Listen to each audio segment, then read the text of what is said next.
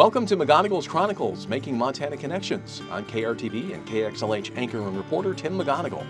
And you can even add salesman to that title, at least according to Leslie Venetz. The C.M. Russell High School and University of Montana graduate and successful sales professional says we're all involved in sales.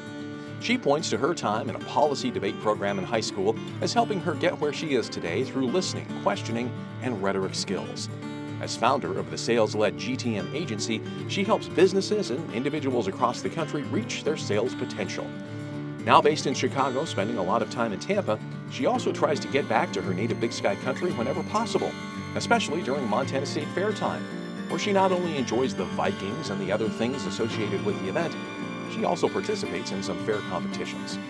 Leslie has just released her first book, Profit Generating Pipeline, a proven formula to earn trust and drive revenue.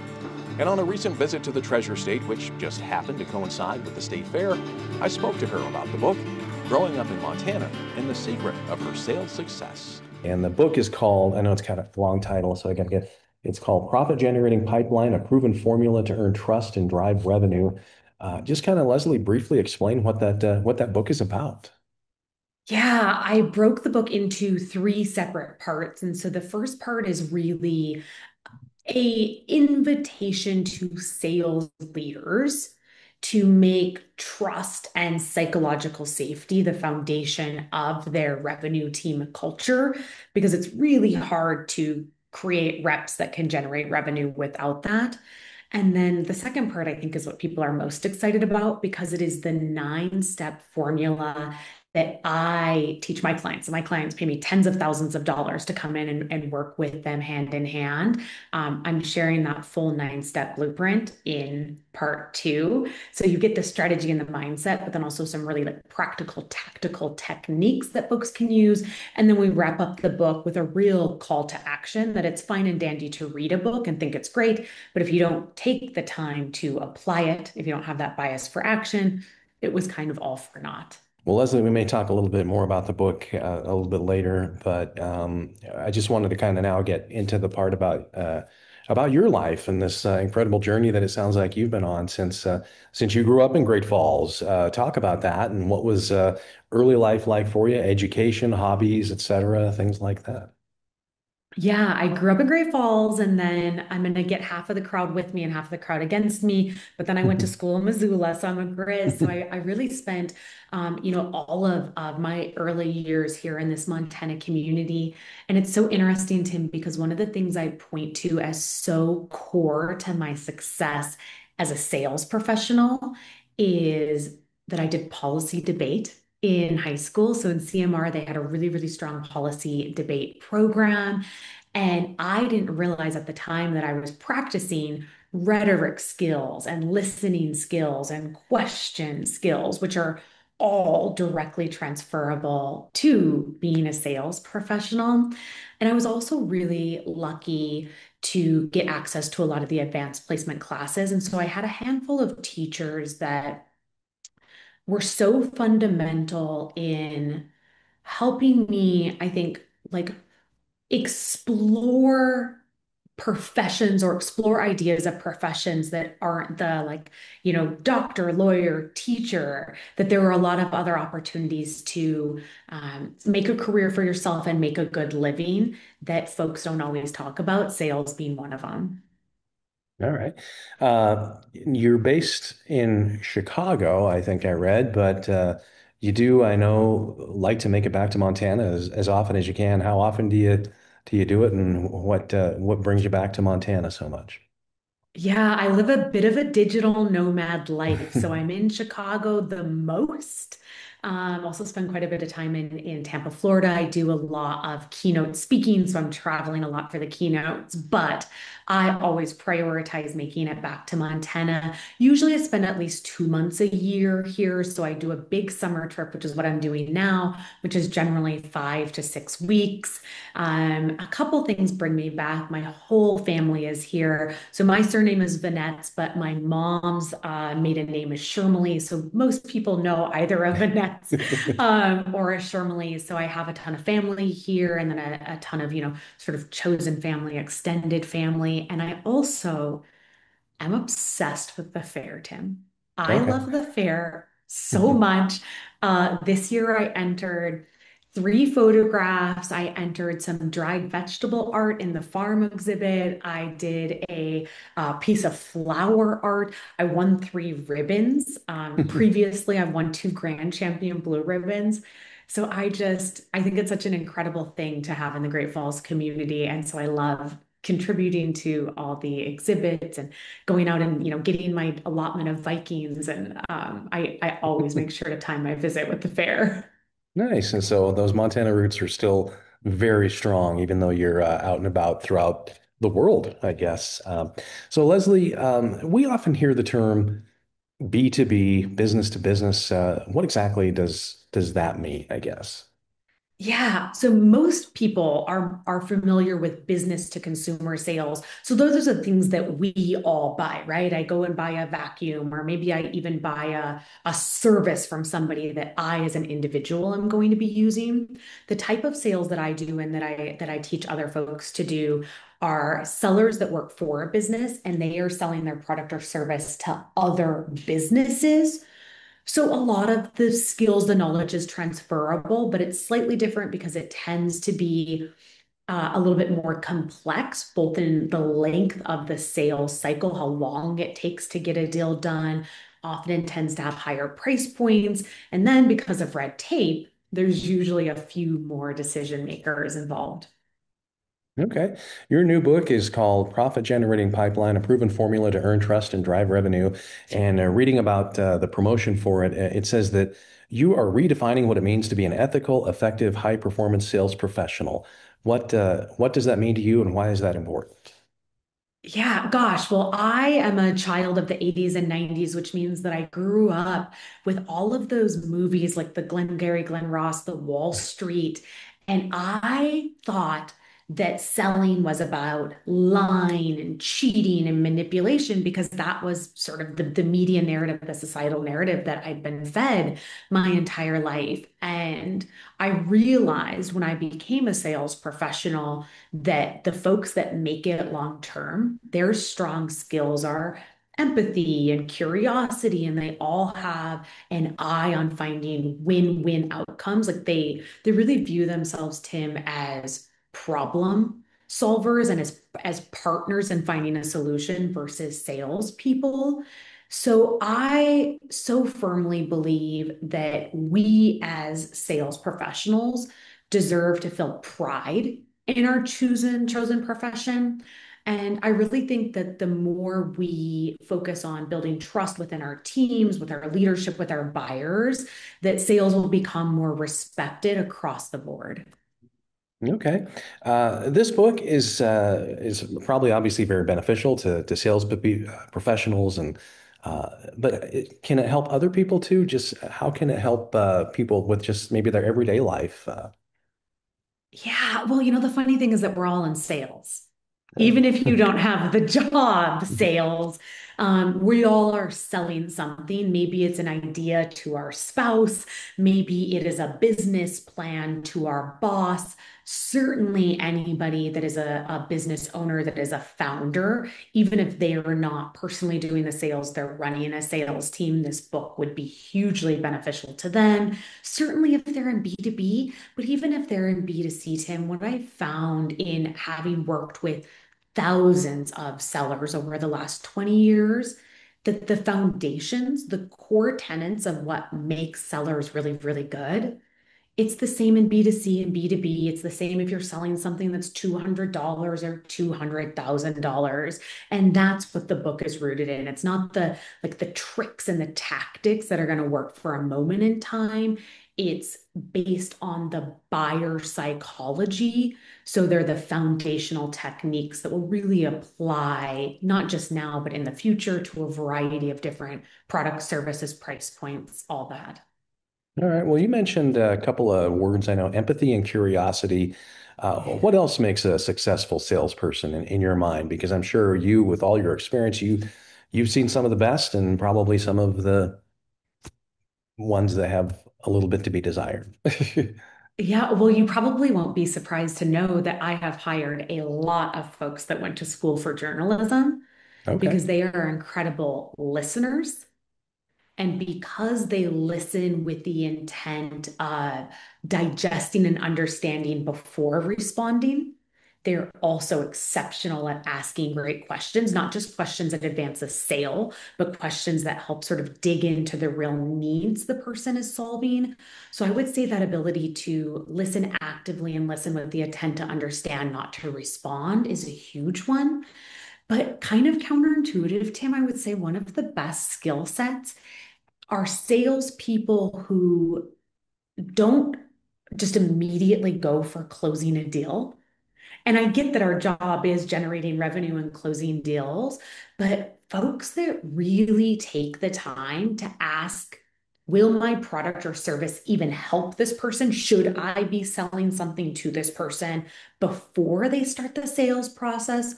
Those folks are exceptional and have, just really highly successful careers. Okay. Do you have advice for someone starting out either in sales or business? Because like especially the new business people, they're salespeople too, like you said. We're all in sales, but those new business people, they might be kind of a little apprehensive. But what advice do you give those people if you can? Yeah, I so I've made over 250,000 cold calls myself personally. The teams that I Mhm. have trained and managed have made over 10 million cold calls. And there's not much that's scarier than making cold calls, maybe doing door to door. So if you folks are doing that, kudos to you. But I think really remembering that the rejection is not personal. It's probably not even about you. They maybe just got yelled at their boss, or they woke up late and hit traffic on 10th or something. So letting the rejection roll off your shoulders is so, so, so important. And back to that point about really having pride in the work you do as a sales professional, remember that you are selling something that is going to help this person. And so if you view yourself as having this conversation as a way to make their lives easier, to make their lives better, instead of trying to hard sell something they don't need, I think it just makes the work so much more rewarding. Yeah, you said I was going to bring that up. You've made over 250,000 cold calls, and I know that can be very frustrating for a lot of people. If you're asking people to buy your product or to try your product, and I mean, the how do you stay positive in that arena if you're being told no all the time? Yeah, I cut my teeth making cold calls during the Great Recession, and I was calling Fortune 500 CFOs. So I was making 200 to 250 calls a day, maybe reaching four people, and three out of the four would like curse me out and hang up the Mhm. phone. So believe me when I say I know exactly how hard it can be to let that rejection brush off their shoulders. It's easy to say, I think it's harder to do. A couple of small tricks. I like to choose a pump up song for myself. And so before I make cold calls, or maybe when I need to sort of re-pump myself up, I'll put on that song. I like to set times for power hours where it's focused time, where I know exactly who I'm calling, why I believe they would benefit from the product or solution that I am offering, and just really lock in and go down that list. Because I find if you can get into that focus mode, that flow, you are more confident, you're able to get the words out more articulately, so you have a higher success rate. So it's kind of those little techniques that help make you more effective. And then when you need to take a break, just sort of mentally resetting with a fun song or a walk, or I don't know, jumping jacks, whatever. But I think it's okay to acknowledge that it is difficult to face that much rejection, and cold calls are difficult. So lock in, do your best work, but when you need to take a little break to recharge your brain, your body, do it. Okay. Um, would you say that your techniques work for people in the nonprofit arena too? Because I mean, there's the for-profit area where they're trying to make money, I guess, for themselves and stuff, but nonprofits, they're struggling a lot too. Do you ever work with those groups, and how does this apply to that arena? I do. I actually do parity pricing, and then I do just some like free work for nonprofits where I have value alignment with them. So I love that question. And what do nonprofits need more than anything? They need money. And so while they're not selling a product or a service, they're selling an intangible, that opportunity for a brand or maybe, even individual donors to be associated with their vision. And so it works extraordinarily well for nonprofits because I think that's actually a more challenging sale in many ways because you're not getting the thing afterwards. You're just getting an opportunity to say that you have that, mission alignment or value alignment with a nonprofit. So absolutely using the stuff that I teach in profit generating pipeline to really tap into the motivations of your potential donors and figuring out how to create messaging that is focused more on them and less on you, which can be especially hard in the nonprofit space because if you work there, you're probably quite passionate about the challenges or the opportunities the nonprofit works on. So it's a pivot from very like you centric, or when we talk about it in B2B, we say it's a pivot from problem centric or company centric messaging to problem or buyer centric messaging. So it would work very well for nonprofits. Yeah, and speaking along like with nonprofits, a lot of nonprofits they depend on volunteer boards and some of the people that I've known, even myself, it's hard to like maybe go out and ask for money. Sometimes you don't want to be told no, and there's just that fear. Is there any way to get over that? I know you talked earlier about like the pump up songs and power hours, but any other tips you have for people that might be trying to raise money for an organization or a fundraiser or something like that? There is something to the cliche that every no gets you closer to a yes. So at some point, hearing no's is positive because it means you are putting yourself out there and you're getting the numbers on the board.